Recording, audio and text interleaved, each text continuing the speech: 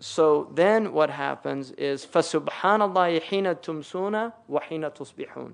So glory to Allah. And subhana is nizzah. It is to declare the transcendence of your Lord over and above anything in creation. So don't reject the idea that the web has anything to do with reality. Reject that idea. And then it says, حِينَ تُمْسُونَ وَحِينَ تُصْبِحُونَ. As you come into the evening and as you come into the morning. In other words, the two ends of the day. And the secret of that is خَيْرُ الْأَعْمَالِ أَدْوَمُهَا وَإِنْ قَلْ. The best of actions are those that are most continuous, even if they're only small amounts. The point is that إِنَّ اللَّهَ لَا يَمَلُّ حَتَّى تَمَلُّ. Allah does not weary of giving you reward until you weary of doing the right action.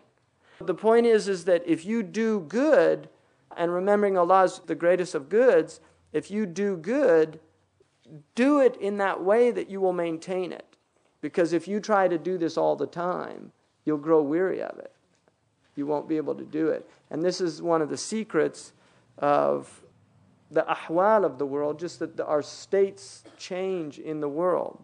Sometimes you're happy. If you were happy all the time, you wouldn't appreciate the state. بِضِدِّهَا تَتَمَيُّزَ الْأَشْيَاء, like the Arabs say. But through opposites, things are distinguished.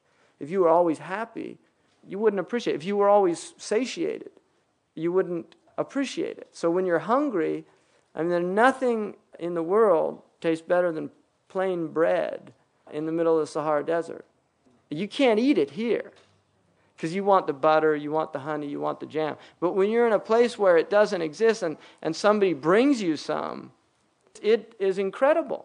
So what is that? What changed? It's the idea of being deprived of something, and then when it's there, the appreciation is so much greater. And that's why Allah will distance you from Him. There are times when you will be distant from Allah. You won't be in that state where you're praying the way you should be praying, where you feel that presence. There's reasons for that. Allah does that for a reason, because if you were always in that state, you'd forget. And that's part of the nature of this world, is forgetting and remembering. And that's why this is the world of opposites. It's only the next world where the opposites are merged. But in this world, it's opposites. It's joy and grief. And then, وَلَهُ الْحَمْدُ فِي السَّمَاوَاتِ وَالْأَرْضِ وَعَشِيًّا وَحِينَ تُظْهِرُونَ. And He has praise in the heavens and in the earth. So, in other words, what you're doing on the earth is being done in heaven. And this is important because this goes to the alignment. This is what really human beings are meant to do, is align with the heavens. And the heavens are in a state of praise and awareness. So what you're doing, all of our practices, even tawaf, according to the tradition, there are angels doing tawaf around the arsh. So everything that we're doing here is really aligning with another order that is perfect. And it's the representation of it in the world is the night sky. Right? That is the representation, because the order that you see in the night sky, and I'm talking about not looking into the telescopes, but just experiencing it with the human eye and observing that order, that's what's happening. That's why the sun never changes. If you have a prayer schedule here for the entire year, I guarantee you can use it next year. And the year after, and the year after. It's not going to change. As long as you're alive, the prayer schedule that you got that has those prayer times, even though they change every day, they change by minutes every single day, they return back to where they started. And that's the nature of the heavenly order. So this alignment of doing in the earth what is done in the heavens. Then, يُخْرِجُ الْحَيَّ مِنَ الْمَيِّتِ. That's what this chapter, so much of this is about. And this is the emphasis of the Quran. He brings from the living death. He brings death from life. This is what Allah is doing. He's bringing death from life. وَيُخْرِجُ الْمَيِّتْ مِنَ الْحَيِّ. And He brings life from death. These opposites are happening constantly in the world. Things are alive and they go into death and decay and death. And then things are dead and decayed and they're brought back to life. And then وَيُحْيِي الْأَرْضَ بَعْدَ مَوْتِهَا.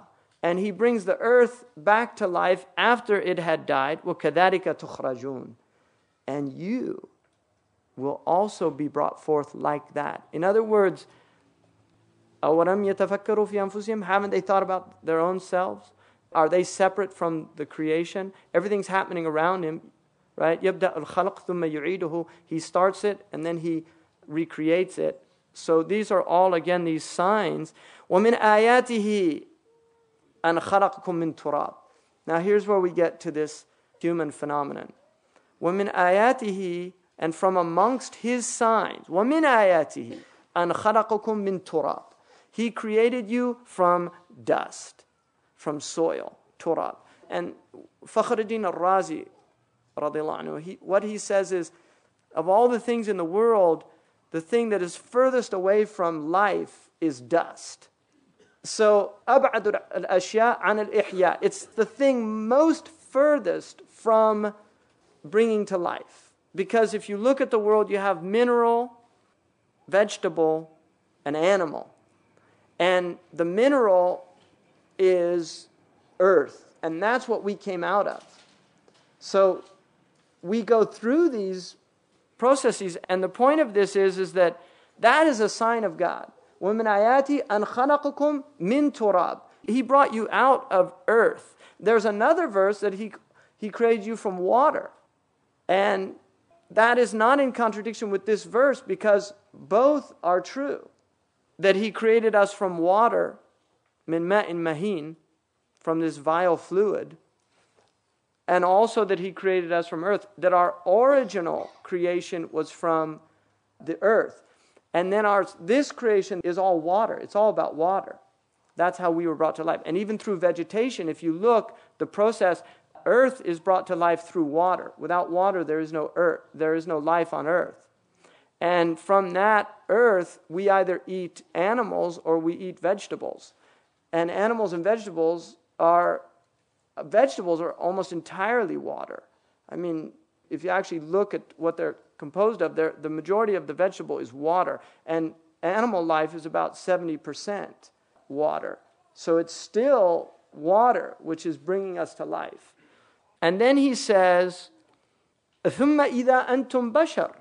And then suddenly, antum bashar. Now, the suddenly here is this tantashirun, that suddenly you're everywhere. We were created from two human beings. Everybody on the earth goes back to the primordial soul, and from that primordial soul came the dyadic, the two souls, and then from those two came all the myriad and diverse peoples walking the earth. So this is the sign that Allah is saying. وَمِنْ آيَاتِ أَنْ خَلَقَ لَكُم مِّنْ أَنفُسِكُمْ أَزْوَاجًا. And then from amongst his signs is that he created for you, مِنْ أَنفُسِكُمْ, from your own selves, mates. If you look at the basis, the foundation of human life, is this X and Y, right? The male and the female component. And from that basic component, Allah has created these two. The female is XX and the male is XY. So from these chromosomes, Allah has given us mates from our own selves. In other words, that we're mixed. He said, "An-nisa shaqa'iqur rijal." Women are split from men. In other words, they're half of us. So we're matched in a way that